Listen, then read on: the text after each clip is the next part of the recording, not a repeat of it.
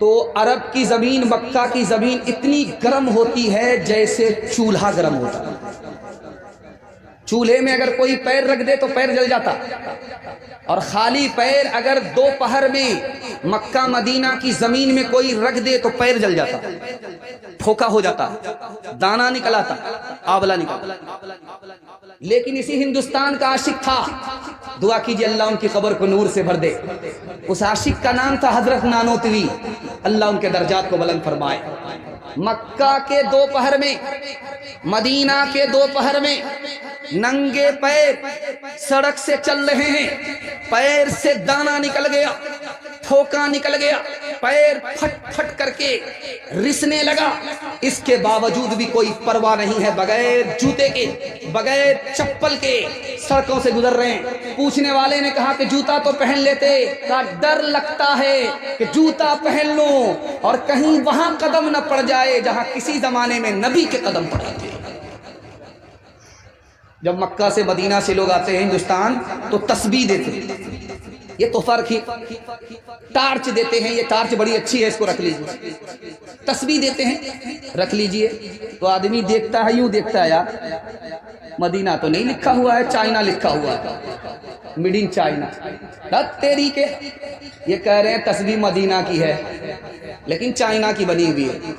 تو حضرت گنگوہی، دعا کیجیے اللہ ان کی قبر کو نور سے بھر دے، کوئی لے کر کے آیا تسبیح، اس میں لکھا ہوا ہے میڈ ان چائنا، کہ چائنا کی تسبیح ہے یہ، لیکن لیتے ہی ہونٹ سے لگاتے تھے، آنکھوں سے لگاتے تھے، ہونٹ سے چومتے۔ لوگوں نے کہا کہ حضرت یہ تو چائنا کی بنی ہوئی تسبیح ہے، مدینہ کو کہا جا رہا ہے۔ کہنے لگے میں مانتا ہوں کہ اس کو بنایا گیا چائنا میں، چائنا سے یہ تسبیح بن کر کے مدینہ گئی، لیکن میں اس کو ہونٹوں سے اس لیے چوم رہا ہوں، آنکھوں سے اس لیے لگا رہا ہوں کہ اس میں مدینے کی ہوا لگی ہوئی ہے۔ ایک بہت بڑے عاشق تھے، دعا فرمائیے اللہ پوری ملت کی طرف سے ان کو جزائے خیر دے۔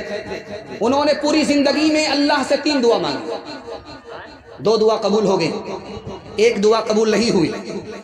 تو پوچھا گیا حضرت پوری زندگی میں اتنا بڑا محدث، حضرت خلیل احمد سہارنپوری، اتنا بڑا محدث، کیا دعا مانگی جو قبول ہو گئی، کیا دعا مانگی جو قبول نہیں ہوئی؟ تو حضرت نے فرمایا کہ میری 2 دعا قبول ہو گئی، میں نے اللہ سے دعا مانگی کہ عرب میں اسلامی حکومت ہو، حکومت ہو گئی۔ میں نے دعا مانگی، میری حدیث کی کتاب ہے، ابو داؤد کی شرح ہے، بذل المجہود نام ہے، مکمل ہو جائے، اللہ نے مکمل کرا دیا۔ اب ایک آخری دعا ہے، وہ میں مانگ رہا ہوں، مجھے یقین ہے اللہ کی ذات سے امید ہے یہ دعا بھی قبول ہو جائے گی۔ کہ حضرت وہ کیا دعا ہے؟ کہ دعا یہ ہے میں پیدا تو ہندوستان میں ہوا ہوں، اللہ جنت البقیع میں دفن ہونا لکھ دے۔ آخری بات آپ کی خدمت میں لے کر کے آ رہا ہوں، آپ جب فضائل اعمال مسجد میں دیکھتے ہیں اس کو ادب سے اٹھایا کیجیے، آنکھوں سے لگایا کیجیے، ہونٹوں سے چوما کیجیے۔ بہت بڑے عاشق رسول کی کتاب ہے، آپ کو اندازہ نہیں ہے، ایک نمونہ آپ کی خدمت میں لے کر کے آ رہا ہوں۔ دنیا میں سب سے زیادہ حدیث میں اردو زبان میں چھپنے والی کتاب، مختلف زبان میں چھپنے والی کتاب اگر کوئی ہے تو فضائل اعمال ہے۔ کتنا بڑا عاشق تھا، ان کی کتاب کو اللہ نے پوری دنیا میں ایسے عام تام کر دیا۔ اس عاشق کا ایک نمونہ آپ کی خدمت میں لے کر کے آ رہا ہوں۔ اس کتاب پر اگر دھول پڑی ہوئی رہے اس کو صاف کیجئے، اس کو مٹائیے، ہونٹوں سے چومیے، آنکھوں سے لگائیے۔ کتنا بڑا عاشق تھا، میں آپ کو دکھانے کے لیے جا رہا ہوں۔ جب مدینہ آتے تھے ان کے لیے چٹائی بچھائی جاتی، شیخ الحدیث مولانا زکریا رحمۃ اللہ علیہ جب مدینہ آئے تو چٹائی بچھائی گئی، کھجور کی چٹائی ہے، مدینے کی کھجور ہے، اس کی بنی ہوئی چٹائی ہے، وہ بچھائی گئی۔ حضرت اس میں بیٹھ جائیے، کہنے لگے ایسا نہیں ہو سکتا، ہندوستان میں جا کر اس چٹائی پر بیٹھوں گا لیکن مدینے پر چٹائی پر نہیں بیٹھ سکتا، مدینے میں چٹائی پر نہیں بیٹھ سکتا۔ کیوں؟ میں مدینے کا کتا ہوں، میرے لیے مدینے کی زمین ہی مناسب ہے۔ اتنے بڑے عاشق کی وہ کتاب ہے، بہت ادب سے اٹھائیے، اللہ آپ کے مقدر کو چمکا دے گا۔ دھیان سے سنیے گا، آخری نمونہ آپ کی خدمت میں۔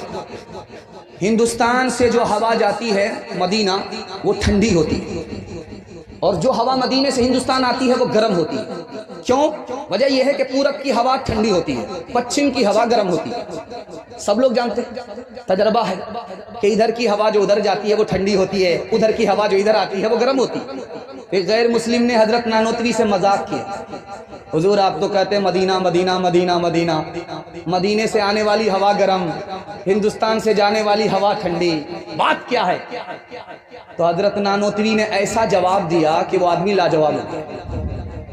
دعا فرمائیے اللہ حضرت نانوتوی کے قبر کو نور سے بھر دے، ان کے درجات کو بلند فرمائے، جنت الفردوس میں ان کو اعلیٰ مقام عطا فرمائے۔ انہوں نے لکھا، ارے تمہیں پتہ نہیں ہے یہ ہندوستان سے جو ہوا جاتی ہے مدینہ وہ مارے خوشی میں جاتی ہے، نبی سے ملاقات کرنے کے لیے جا رہی ہوں، نبی کے شہر کو دیکھنے کے لیے جا رہی ہوں، نبی کے روزے پر سلام پڑھنے کے لیے جا رہی ہوں، مارے خوشی کے سر سے لے کر کے پیر تک ٹھنڈی ہو جاتی ہے۔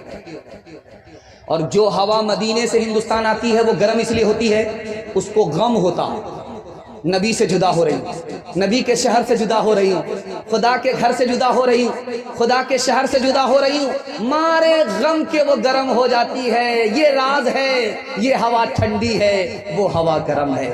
انشاءاللہ سب کام پہلے ہوگا۔